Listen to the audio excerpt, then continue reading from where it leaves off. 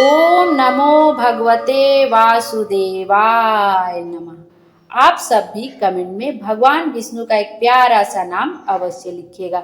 मैं हूँ ज्योति और आपके अपने चैनल शुभ कथा में स्वागत है। आइए आज के वीडियो में हम गुरुवार व्रत कथा का श्रवण करेंगे।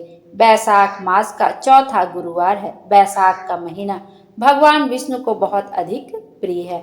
बैसाख मास में भगवान विष्णु की विधि विधान से पूजा अर्चना करनी चाहिए। इससे भगवान विष्णु बहुत अधिक प्रसन्न होते हैं। बैसाख मास है और साथ ही आज ही मोहिनी एकादशी का व्रत भी रखा जाएगा। इस बार मोहिनी एकादशी का व्रत भी गुरुवार के दिन पड़ रहा है, जो कि अति उत्तम है। गुरुवार का दिन भगवान विष्णु का समर्पित होता है और एकादशी भी भगवान विष्णु को समर्पित होती है। तो आइए ऐसे शुभ संयोग पे हम गुरुवार व्रत कथा का श्रवण करते हैं और अपने जीवन को धन्य बनाते हैं। पौराणिक कथा के अनुसार प्राचीन समय की बात है। एक नगर में एक बड़ा व्यापारी रहता था। वह जहाजों में माल लदवाकर दूसरे देशों में भेजा करता था। वह जिस प्रकार अधिक धन कमाता था, उसी प्रकार जी खोलकर दान भी करता था। परंतु उसकी पत्नी अत्यंत कंजूस थी। वह किसी को एक दमड़ी भी नहीं देने देती थी। एक बार सेठ जब दूसरे देश व्यापार करने गया तो पीछे से बृहस्पति देव ने साधु वेश में उसकी पत्नी से भिक्षा मांगी। व्यापारी की पत्नी बृहस्पति देव से बोली, हे साधु महाराज, मैं इस दान और पुण्य से तंग आ गई हूँ। आप कोई ऐसा उपाय बताएं जिससे मेरा सारा धन नष्ट हो जाए और मैं आराम से रह सकूं। मैं यह धन लुटता हुआ नहीं देख सकती। बृहस्पति देव ने कहा, हे देवी, तुम बड़ी विचित्र हो। संतान और धन से कोई दुखी होता है। अगर अधिक धन है तो इसे शुभ कार्यों में लगाओ। कुंवारी कन्याओं का विवाह करवाओ, विद्यालय और बाग बगीचों का निर्माण कराओ। ऐसे पुण्य कार्य करने से तुम्हारा लोक परलोक सार्थक हो सकता है। परंतु साधु की इन बातों से व्यापारी की पत्नी को खुशी नहीं हुई। उसने कहा, मुझे ऐसे धन की आवश्यकता नहीं है जिसे मैं दान दूं। तब बृहस्पति देव बोले, यदि तुम्हारी ऐसी इच्छा है तो तुम एक उपाय करना। 7 बृहस्पतिवार घर को गोबर से लीपना, अपने केसों को पीली मिट्टी से धोना, केसों को धोते समय स्नान करना, व्यापारी से हजामत बनाने को कहना, भोजन में मांस मदिरा खाना, कपड़े अपने घर धोना। ऐसा करने से तुम्हारा सारा धन नष्ट हो जाएगा। इतना कहकर बृहस्पति देव अंतर ध्यान हो गए। व्यापारी की पत्नी ने बृहस्पति देव के कहे अनुसार 7 बृहस्पतिवार वैसा ही करने का निश्चय किया। केवल 3 बृहस्पतिवार बीते थे कि उसकी समस्त धन संपत्ति नष्ट हो गई और वह परलोक सिधार गई। जब व्यापारी वापस आया, उसने देखा कि उसका सब कुछ नष्ट हो चुका है। उस व्यापारी ने अपनी पुत्री को सांत्वना दी और दूसरे नगर में जाकर बस किया। वहां वह जंगल से लकड़ी काट कर लाता और शहर में बेचता।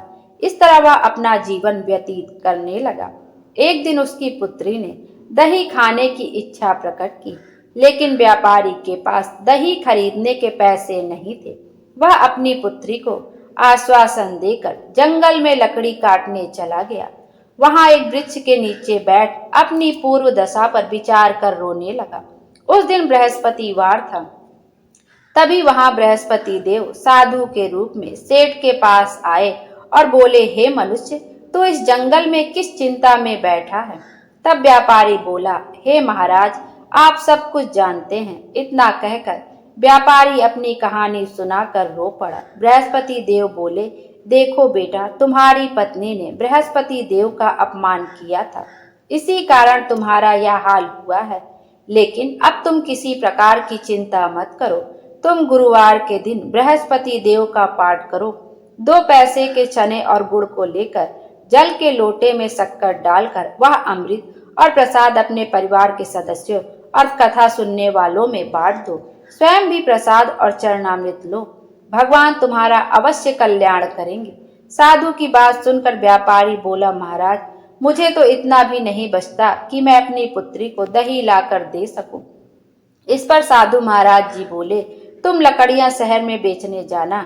तुम्हें लकड़ियों के दाम पहले से चौगुने मिलेंगे। जिससे तुम्हारे सारे कार्य सिद्ध हो जाएंगे। उसने लकड़ियां काटी और शहर में बेचने के लिए चल पड़ा।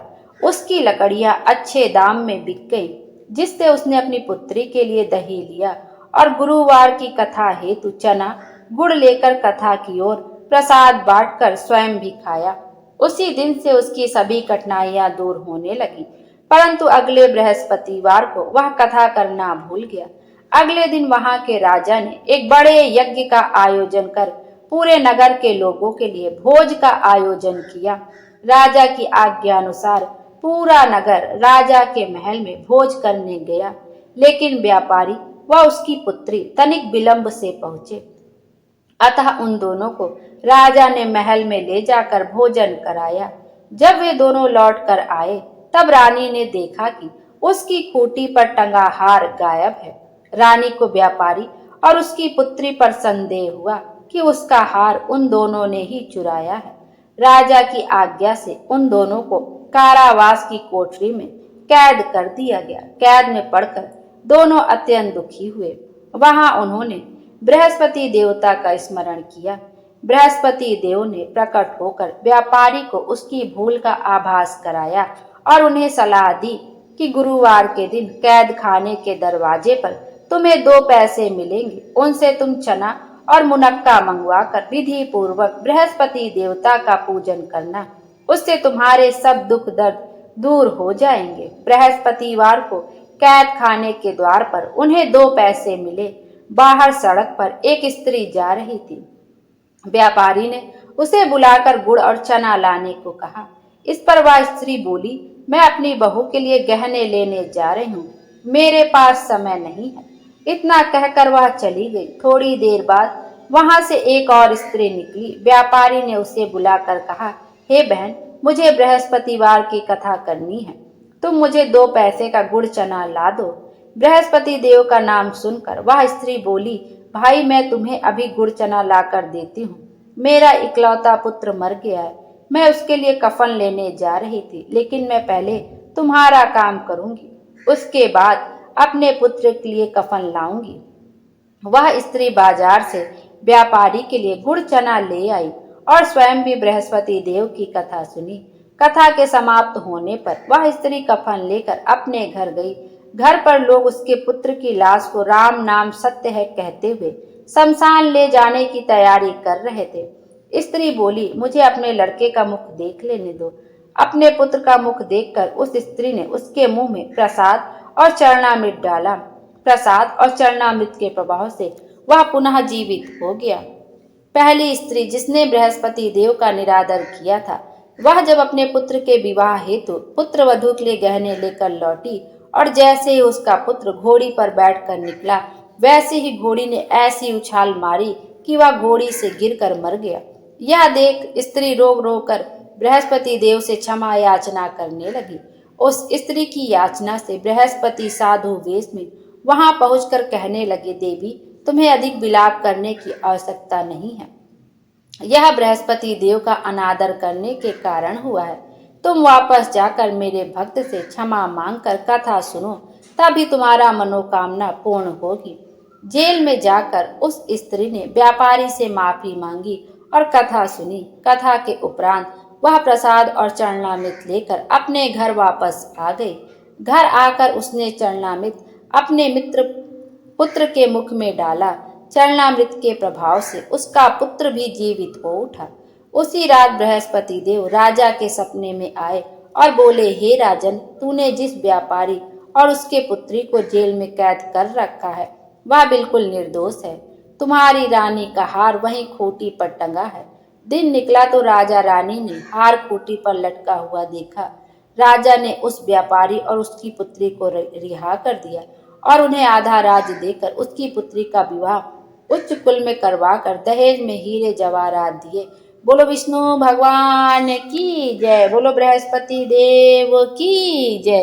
विष्णु भगवान हम सब की मनोकामना पूर्ण करें और हमारे जीवन को खुशियों से भर दे। Thank you.